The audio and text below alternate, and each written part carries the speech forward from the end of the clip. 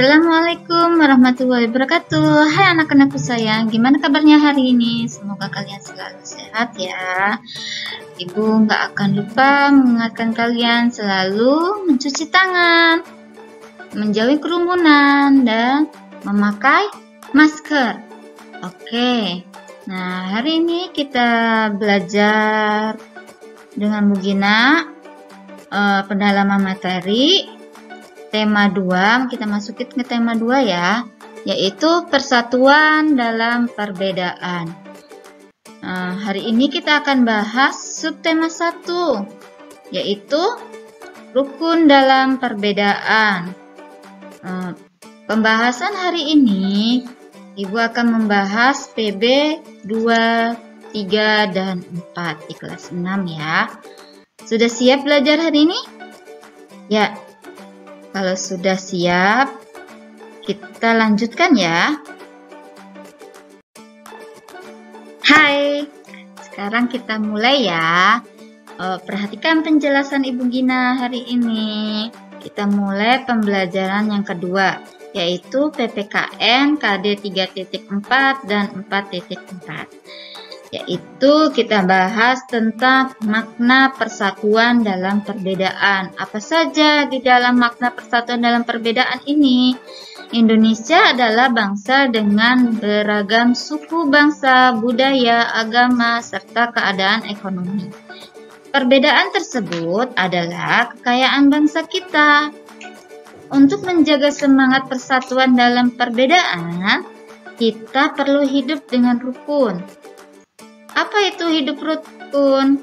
Hidup rukun itu dapat dibangun mulai dari lingkungan keluarga, sekolah, hingga masyarakat atau ke seluruh orang. Kalian harus hidup rukun. Rukun itu damai loh. Oke, kita lanjutkan ya.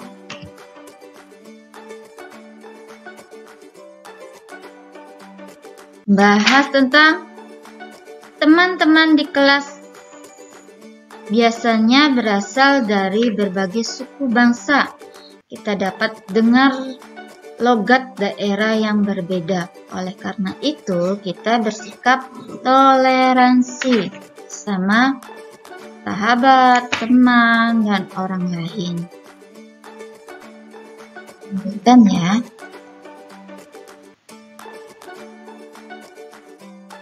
Ya. Kita akan menjelaskan atau Ibu akan menjelaskan pembelajaran kedua. Kita masuk ke muatan SBDP KD 3.3 dan 4.3. Ibu akan menjelaskan tentang pola lantai dalam gerak tari. Apa itu pola lantai? Pola lantai merupakan garis yang dilalui penari saat melakukan gerak tari. Pola lantai dapat dibentuk secara tunggal, bisa juga berpasangan atau berkelompok. Nah, pola lantai ini terdapat dua pola garis dasar pada pola lantai, yaitu garis lurus dan garis lengkung. Nah, garis lurus memberikan kesan sederhana tapi kuat. Garis lengkung memberikan kesan lembut tetapi lemah. Ya, lanjut ya.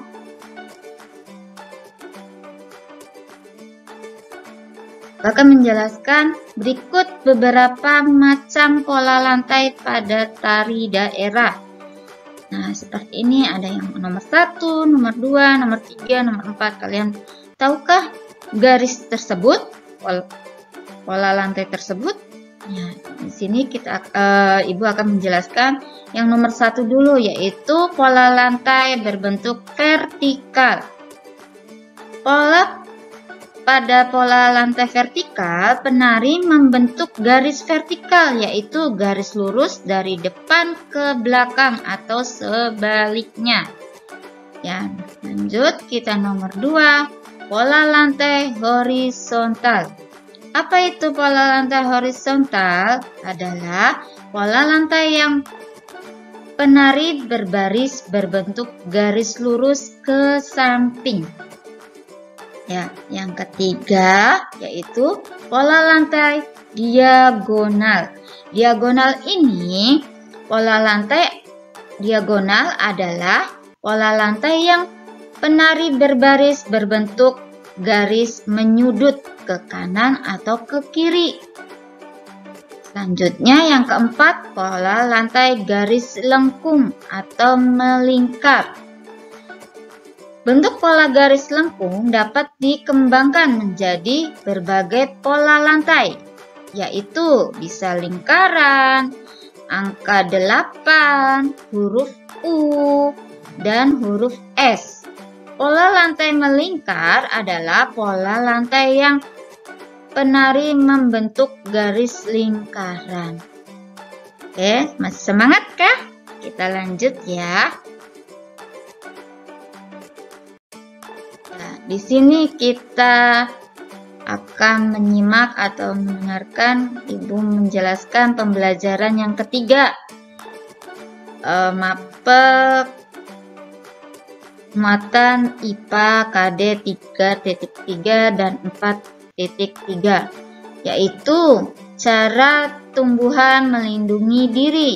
Ibu ngambil beberapa contoh saja nih ya. Yang pertama yaitu bunga apa nih?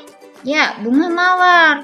Bunga mawar ini melindungi dirinya, dia memiliki duri. Nah, agar dia tidak diganggu oleh mangsanya atau yang lainnya. Yang kedua yaitu tanaman jagung. Tanaman jagung ini memiliki rambut halus pada tanaman jagungnya. Jadi di tanamannya tuh, di batangnya tuh ada rumput-rumput halusnya yang bikin gatal. Yang ketiga yaitu tanaman buah nanas. Dia memiliki duri yang tajam pada tanaman nanasnya. Yang keempat yaitu pohon karet, yaitu menghasilkan karet pada tanamannya. Nah, itu untuk melekat yang mengganggunya atau membuat dia tidak nyaman. Ya, selanjutnya kita bahas tentang membaca bacaan tentang cara tumbuhan beradaptasi. Ada beberapa cara yang dilakukan oleh tumbuhan untuk mempertahankan diri dan beradaptasi. Yang pertama yaitu meranggas. Apa ini? Ya, pohon jati ya. Contohnya pohon jati, mahoni, randu, dan kedongdong. Nah, ini meranggas ini yaitu menjatuhkan daunnya jika dia sudah cukup untuk berganti tanaman yang baru, daun yang baru. Yang kedua, adaptasi kaktus, yaitu memiliki daun yang kecil seperti duri. Yang kedua, batang yang berbentuk seperti spons atau dilindungi oleh lapisan lilin. Yang ketiga, akar yang panjang digunakan untuk mencari sumber air di dalam tanah. Ya, selanjutnya kita lanjutkan. Ibu akan bahas ciri-ciri adaptasi tumbuhan terhadap lingkungan tempat tinggalnya atau tempat hidupnya. Yang pertama, xylofit. Yang kedua, helofit. Yang ketiga, hidrofit. Yang keempat yaitu hygrofit. Nah, kemarin Pak Saman sudah menjelaskan pengertiannya dan contohnya. Ya, di sini Ibu akan menjelaskan tentang ciri-cirinya. Hidrofit, cirinya yang pertama, mempunyai lapisan permukaan tubuh dilapisi oleh lapisan lilin. Yang kedua, daunnya kecil, bahkan bentuknya berduri. Yang ketiga, akarnya sangat panjang. Nah, kalian sudah tahu ciri-ciri tersebut tanaman apa? Ya, kaktus. Yang kedua, yang terus batangnya tebal. Yang kedua yaitu halofit. Halofit ciri-cirinya mempunyai akar terdapat filter untuk menyaring masuk garam yang berlebihan. Yang kedua, kelebihan garam akan dikeluarkan dari daun, yaitu contohnya apa? Tanaman apa? Mangrove.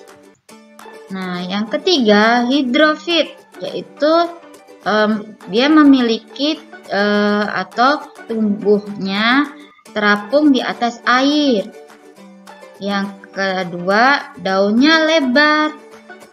Daunnya berlebar. Yang ketiga, tangkai yang menggelembung berisi udara sehingga mengapung. Contohnya apa? Teratai, eceng gondok, dan kangkung ya. Selanjutnya itu higrofit dengan ciri daunnya tipis dan lebar.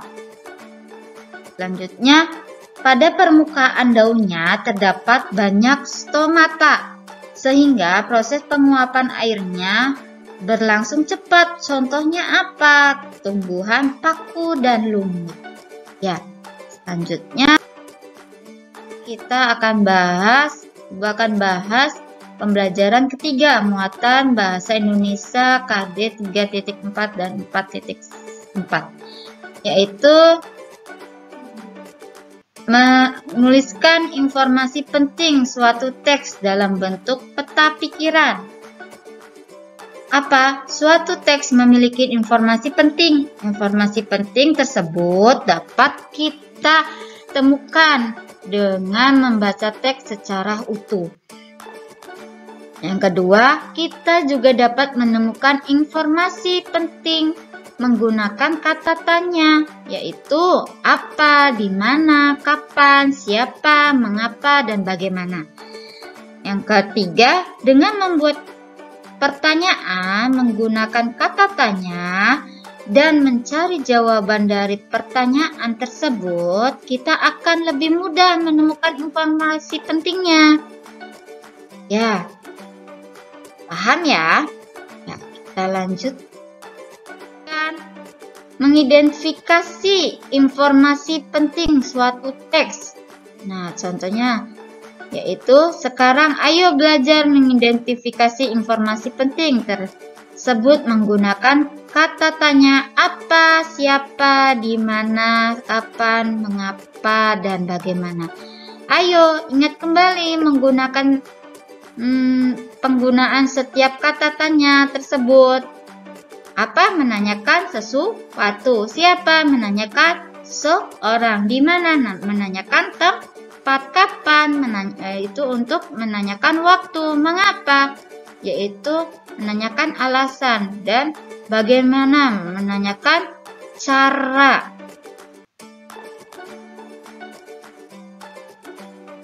Ya, ikan ya penjelasan Ibu kali ini ya. Perhatikan contoh berikut, yaitu peristiwa proklamasi kemerdekaan Indonesia terjadi pada tanggal 17 Agustus 1945. Informasi pada kalimat tersebut merupakan waktu terjadinya suatu peristiwa. Oleh karena itu, kata tanya yang tepat adalah kita akan memakai kata kapan. Jadi kalimat tanya yang tepat adalah kapan terjadinya peristiwa proklamasi kemerdekaan Indonesia? Jawabannya pada tanggal 17 Agustus 1945. Nah, di sini Ibu beri tugas untuk kalian. Buka LKS-nya halaman 13 sampai 14. Nah, di situ ada judul Pejuang Proklamasi Kemerdekaan Indonesia. Kalian baca sampai selesai. Lalu kalian kerjakan pada halaman 14. Di situ ada kata Tanya apa, di mana, kapan, siapa, mengapa, bagaimana, kalian jawab dan cari kata-kata dan jawabannya. Ya, buatlah kalimat tanya dan jawabannya yang bersangkutan dengan bacaan tersebut yang ada di halaman 13 sampai 14 ya. Kalian kerjakan, selamat mengerjakan ya. Sekian dari Bu Gina hari ini. Semoga ilmu hari ini yang kalian dapat semoga bermanfaat. Semoga kalian bisa mengerjakan. Semoga kalian sehat selalu. Jangan lupa kalian selalu mencuci tangan, menjauhi kerumunan, dan memakai masker. Ya, sekian dari Bu Gina. Wassalamualaikum warahmatullahi wabarakatuh.